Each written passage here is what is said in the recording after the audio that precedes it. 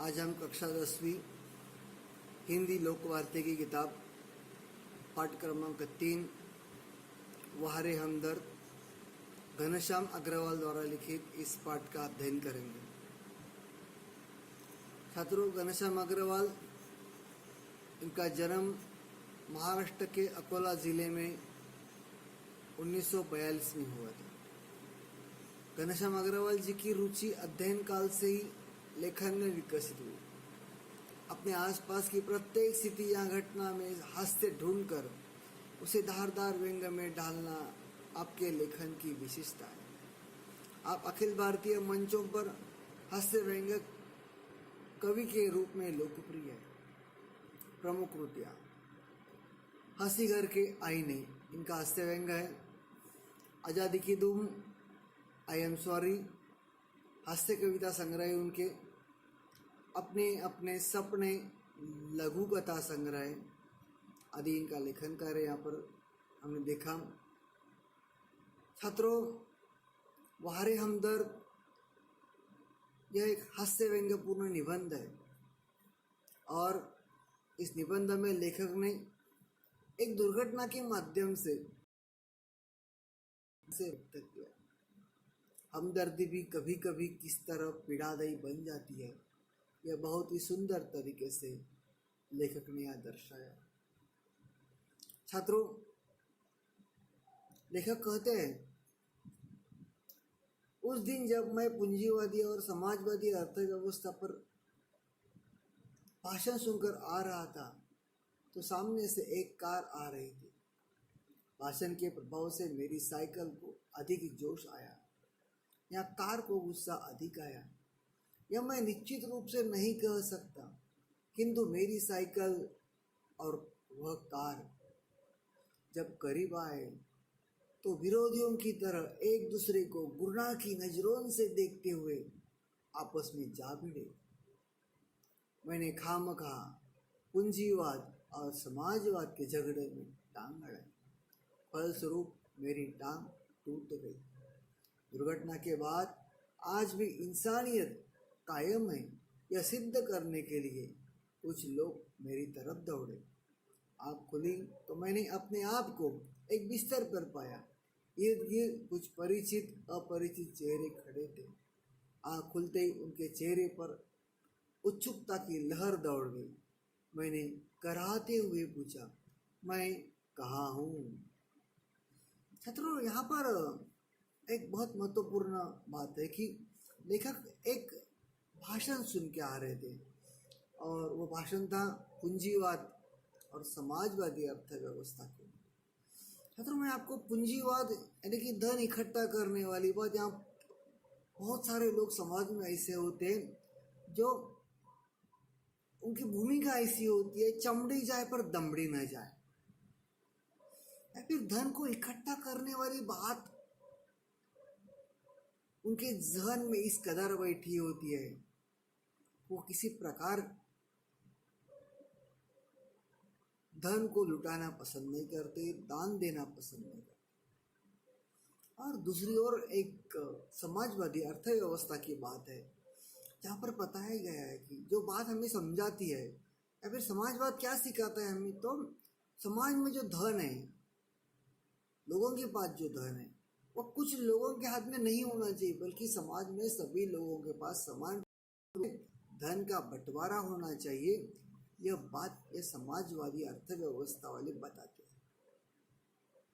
अभी हम जिस भारत देश में रहते हैं, उस देश ने ना ही समाजवादी अर्थव्यवस्था का स्वीकार किया है और ना ही पूंजीवाद का। पूंजीवाद यानी भांडवलवाद। तो हमने इन दोनों का मध्य निकाला और मिश्र अर्थव्यवस्था का स्वीकार कर लिया, यानी कि हम कुछ हद तक साम्यवादी या समाजवादी भी है और कुछ हद तक भांडवलवादी भी है। और इसी विषय के ऊपर लेखक ने भाषण सुनाए, जिसका प्रभाव उनके विचारों पर यहाँ तक आ गया कि वो बाकी कुछ सोचने के बजाय वही भाषण उनके दिमाग में चल रहा था। और इसी बीच एक कार से उनकी साइकिल टकरा जाती है और दुर्घटना हो जाती है। और दुर्घटना के बाद वे अपने आप को एक बिस्तर पर पाते हैं और जहाँ पर वो पूछते हैं कि मैं कहाँ हूँ, तो वहाँ पर उनको बताया जाता है कि आप सार्वजनिक अस्पताल के एक प्राइवेट वार्ड में हैं, आपका एक्सीडेंट हो गया था, सिर्फ पैर का फ्रैक्चर हुआ है, अब घबराने की कोई बात नहीं। एक चेहरा इतनी तेजी से जवाब देता है, लगता है मेरे होश आने तक वो इसीलिए रुका रहा। अब मैं अपने टांगों की ओर देखता हूँ, मेरी एक टांग अपनी जगह पर सही सलामत थी, टांग रेत की थैली के सहारे एक स्टैंड पर लटक रही थी। मेरे दिमाग में एक नए मुहावरे का जन्म हुआ, टांग का टूटना, यानी सार्वजनिक अस्पताल में कुछ दिन रहना। सार्वजनिक अस्पताल का ख्याल आते ही मैं कांप उठा। सही बात है, आमतौर पर हम लोग सार्वजनिक अस्पताल में जाना ठीक नहीं समझते, लेखक भी ठीक नहीं समझता है, क्योंकि सार्वजनिक अस्पताल की अपनी खास व्यवस्था होती है जो सबको राज नहीं आती है, और वही दशा लेखक की भी है।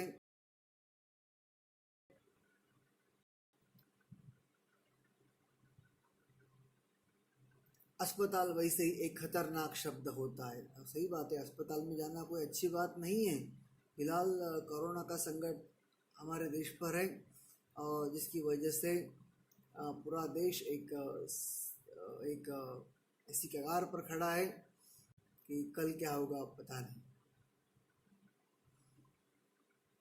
फिर यदि उसके साथ सार्वजनिक शब्द चिपका हो तो समझो आत्मा से परमात्मा के मिलन होने का समय आ गया है। यानी कि ऐसा माना जाता है कि भाई सार्वजनिक अस्पताल में कब जाया जाता है कि सारे रास्ते बंद हो गए तो सार्वजनिक अस्पताल में भेज दिया जाता है। अब मुझे यूँ लगा कि मेरी टांग टूटने मात्र एक घटना है। अब मुझे यूँ लगा कि मेरी टांग टूटना मात्र एक घटना है, और सार्वजनिक अस्पताल में भर्ती होना दुर्घटना है। टांग से ज़्यादा फिक्र मुझे उन लोगों की हुई जो हमदर्दी जताने मुझसे मिलने आएंगे। ये मिलने जुलने वाले कई बार इतने अधिक आते हैं और कभी कभी इतना परेशान करते हैं कि मरीज का आराम हराम हो जाता है, जिसकी मरीज को खास ज़रूरत होती है। लेकिन उस समय सही बात है कि मरीज को आराम करने की आवश्यकता होती है, और ये मिलने जुलने वाले लोग, हमदर्दी जताने वाले लोग आकर तंग करते हैं। जनरल वार्ड का तो एक नियम होता है कि आप मरीज को एक निश्चित समय पर आकर ही तकलीफ दे सकते हैं, किंतु प्राइवेट वार्ड यह तो एक खुला निमंत्रण है कि मेरे परिचितों, रिश्तेदारों, मित्रों, आओ, जब जी चाहे आओ, चाहे जितना देर रुको, समय का कोई बंधन नहीं। अपने सारे बदले लेने का यही वक्त है, बदले का बदला और हमदर्दी की हमदर्दी। मिलने वालों का ख्याल आते ही मुझे लगा मेरी दूसरी टांग भी टूट गई। लेकिन डर जाता है कि जो मिलने वाले होते हैं, हमदर्दी जताने वाले होते हैं, वो किस प्रकार तकलीफ देते हैं, यह लेखक जानता है, और जिसके तहत उसके मन में अभी जो डर है वो किस प्रकार है वो आगे चलकर लेखक ने बताया है। मुझसे मिलने के लिए सबसे पहले वे लोग आए जिनकी टांग या कुछ और टूटने पर मैं कभी उनसे मिलने गया था। मानो वे इसी दिन का इंतजार कर रहे थे कि कब मेरी टांग टूटे और कब वे अपना एहसान चुकाए। इनकी हमदर्दी में यह बात खाच भी रहती है कि देख बेटा, वक्त सब पर आता है। किस नज़रिए से आते हैं कि वो लेखक जैसे बता रहे हैं कि बेटा देख, वक्त सबके ऊपर आता है। नहीं, कभी हम अस्पताल में थे, आज तुम अस्पताल में हो। दर्द के मारे एक तो मरीज को वैसे ही नींद नहीं आती, यदि थोड़ी बहुत आ भी जाए तो मिलने वाले जगा देते हैं, खासकर वे लोग जो सिर्फ औपचारिकता निभाने आते हैं। इन्हें मरीजों से हमदर्द नहीं होती, ये सिर्फ सूरत दिखाने आते हैं। ऐसे में एक दिन मैंने तय किया कि आज कोई भी आए मैं अपनी आंख नहीं खोलूंगा, चुपचाप पड़ा रहूंगा। ऑफिस के बड़े बाबू आए और मुझे सोया जानकर वापस जाने के बजाय वे सोचने लगे कि यदि मैंने उन्हें नहीं देखा तो कैसे पता चलेगा कि वे मिलने आए थे। अतः उन्होंने मुझे धीरे धीरे हिलाना शुरू किया। फिर भी जब आंखें नहीं खुली तो उन्होंने मेरी टांग को, टूटे हिस्से को जोर से दबाया। मैंने दर्द के मारे कुछ चीखते हुए जब आँख खोली तो वे मुस्कुराते हुए बोले, कहिए अब दर्द कैसा है? मोहल्ले वाले अपनी फुर्सत से आते हैं। उस दिन जब सोनाबाई अपने 4 बच्चों के साथ आई तो मुझे लगा आज फिर कोई दुर्घटना होगी। आते ही उन्होंने मेरी ओर इशारा करते हुए बच्चों से कहा, ए देखो चाचा जी। उनका अंदाज कुछ ऐसा था जैसे चिड़ियाघर दिखाते हुए बच्चे से कहा जाता है, ए देखो बंदर। बच्चे खेलने लगे। एक कुर्सी पर चढ़ा तो दूसरा मेज पर सोनू भाई की छोटी लड़की दवा की शीशी लेकर कथकली डांस करने लगी। रप रप की आवाज ने मेरा ध्यान बटाया।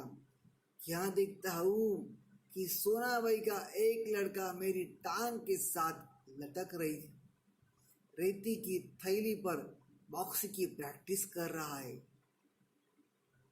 मैं इसके पहले ही उसे मना करता, सोनाबाई की लड़की ने दवा की शीशी पटक दी।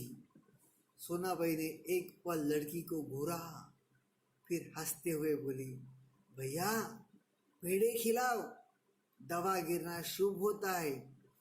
दवा गई, समझो बीमारी गई। इसके 2 घंटे बाद सोनाबाई गई। यह कहकर कि फिर आऊंगी, मैं भीतर तक कांप गया। कुछ लोग तो औपचारिकताएं निभाने की हद कर देते हैं, विशेषकर वे रिश्तेदार जो दूसरे गांव से मिलने आते हैं।